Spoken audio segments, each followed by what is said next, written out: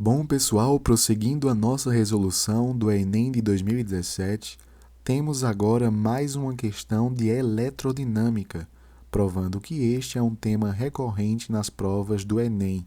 Vejamos. Dispositivos eletrônicos que utilizam materiais de baixo custo, como por exemplo polímeros semicondutores, têm sido desenvolvidos para monitorar a concentração de amônia, que seria um gás tóxico e incolor, e isso em granjas avícolas. A polianilina é um polímero semicondutor que tem o valor de sua resistência elétrica nominal quadruplicado quando exposta a altas concentrações de amônia. Na ausência de amônia, por outro lado, a polianilina se comporta como um resistor ôhmico e a sua resposta elétrica é mostrada no gráfico.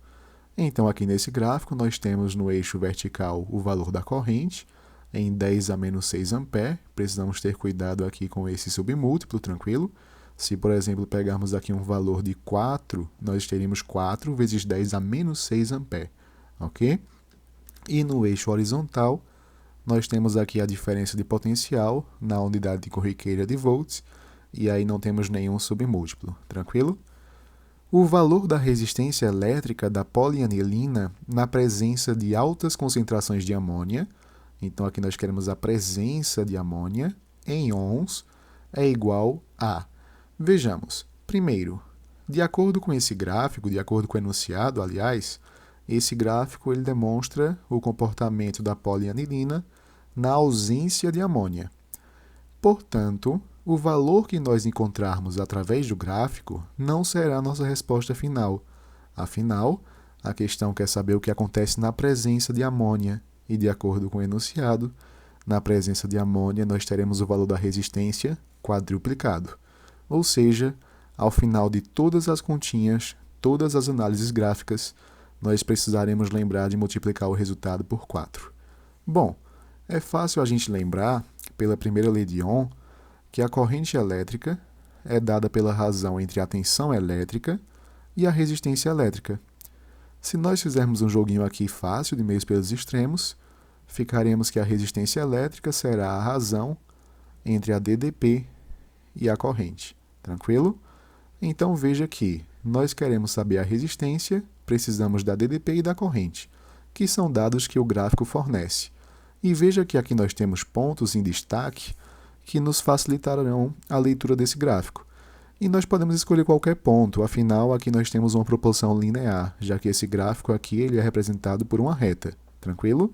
Então, se por exemplo pegarmos esse ponto aqui, ó, nós teremos que resistência é a DDP, a tensão elétrica, sobre a corrente. No gráfico, nesse ponto, nós temos aqui uma corrente de 4 vezes 10 a menos 6 ampere e uma DDP de 2 volts. Então, basta que nós substituamos essas informações aqui na continha armada. Então, aqui ficaríamos com 2 volts sobre 4 vezes 10 a menos 6 ampere. Veja que 2 por 4 é 0,5, é meio. Esse 10 a menos 6 ele sobe com inversão de sinal, então ficaríamos com 0,5 vezes 10 a sexta ohms. Como eu mencionei, esse não é o nosso resultado final, pois esse é o valor da resistência sem a presença de amônia.